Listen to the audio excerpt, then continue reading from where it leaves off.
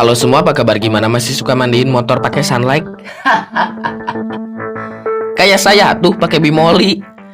Setelah tumbangnya dua orang luar biasa dan edan, yaitu sosok Yonko Big Mom dan Kaido, kini Luffy menjadi Yonko baru, begitupun dengan Buggy dengan organisasinya yaitu Cross Guild.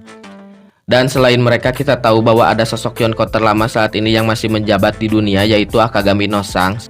Sampai chapter 1064 belum diketahui kemana arah dari pergerakan bajak laut tersebut. Dan terakhir terlihat di Wano ketika mengintimidasi sosok Green Bull.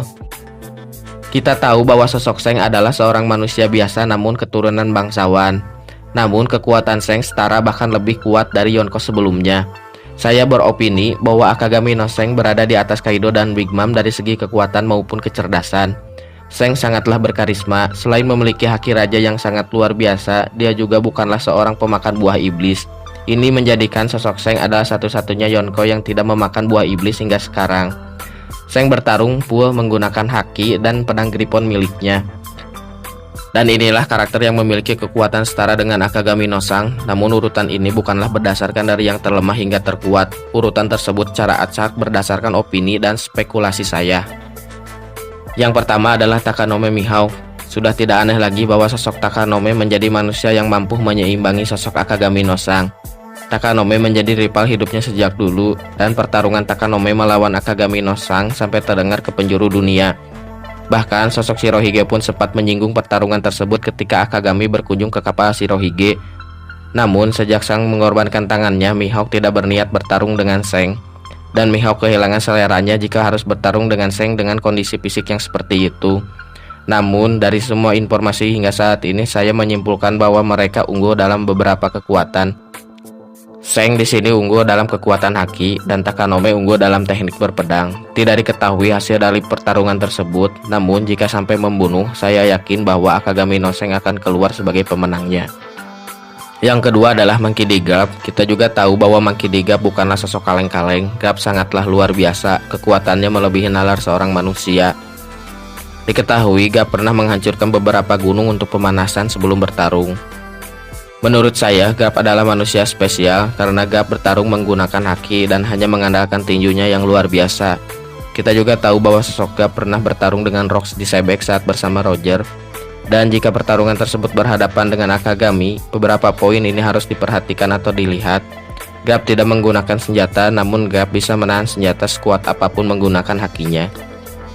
Saya yakin ketika dulu Garp bertarung dengan Sebek, Garp menggunakan haki tingkat tinggi dan melapisi seluruh tubuhnya.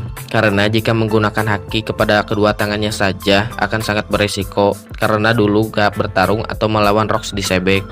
Jika bertarung dengan Akagami akan sulit menentukan siapa pemenangnya, karena sosok Garp sekarang sudah tua.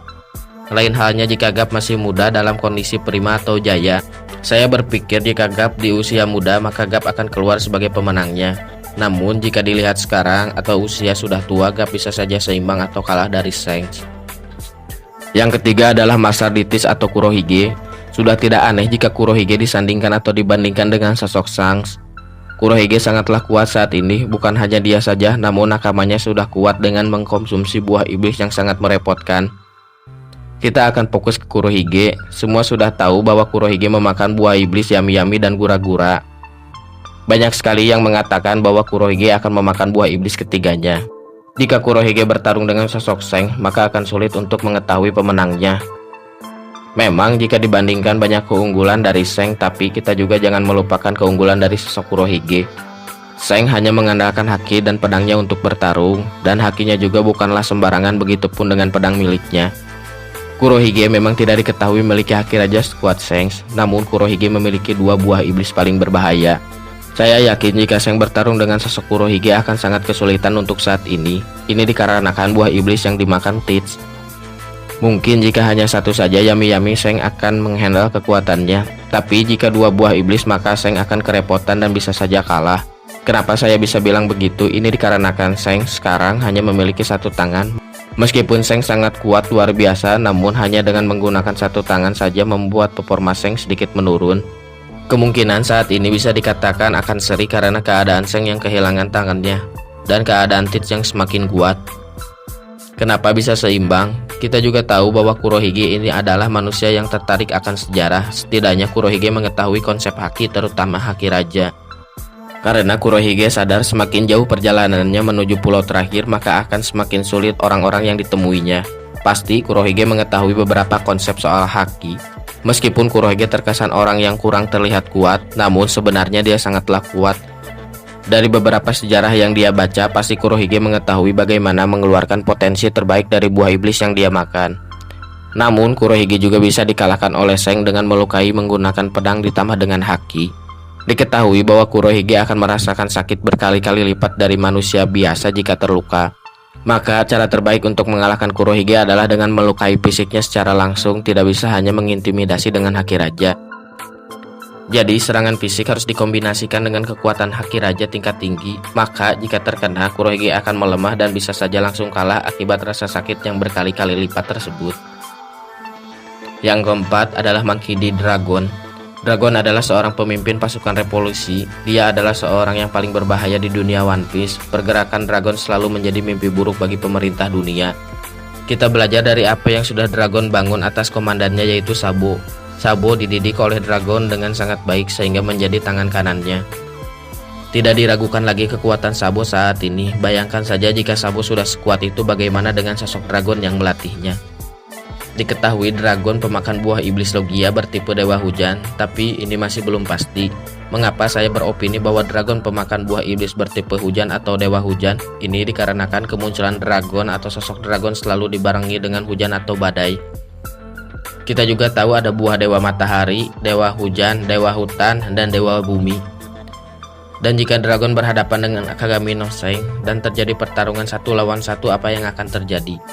Saya berpikir jika hal tersebut terjadi, maka di sini Akagami akan kalah oleh Dragon. Mengapa demikian? Semua orang juga sudah tahu bahwa sosok Dragon sangatlah luar biasa. Tidak mungkin jika seorang pemimpin pasukan revolusi tidak kuat dan hanya memerintah saja. Jika Seng seorang haki killer atau pembunuh haki Kenbun, maka di sini Dragon juga bisa melakukan hal tersebut. Jika berbicara soal haki, jelas Dragon juga pasti memiliki haki tersebut. Sangat tidak mungkin jika sosok Dragon tidak memiliki haki raja sekuat itu. Mungkin haki rajanya bisa saja seimbang dan sama kuatnya dengan Seng. Disinilah letak kemungkinan Seng akan kalah dan bisa kalah oleh sosok Dragon.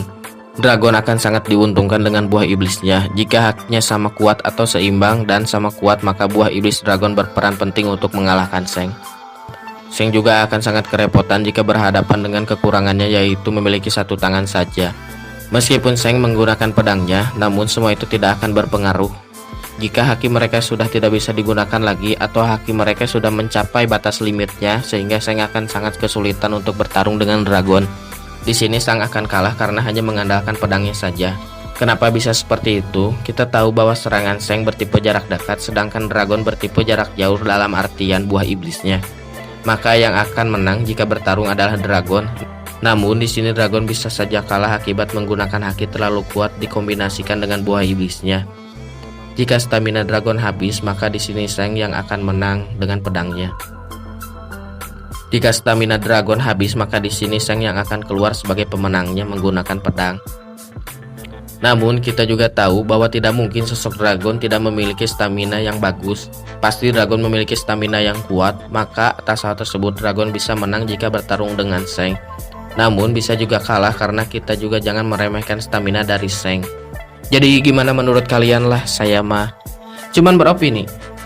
Jadi gimana menurut kalian? Tulis pendapat kalian di kolom komentar, dan buat yang mau request sok aja nanti sama saya dibahas.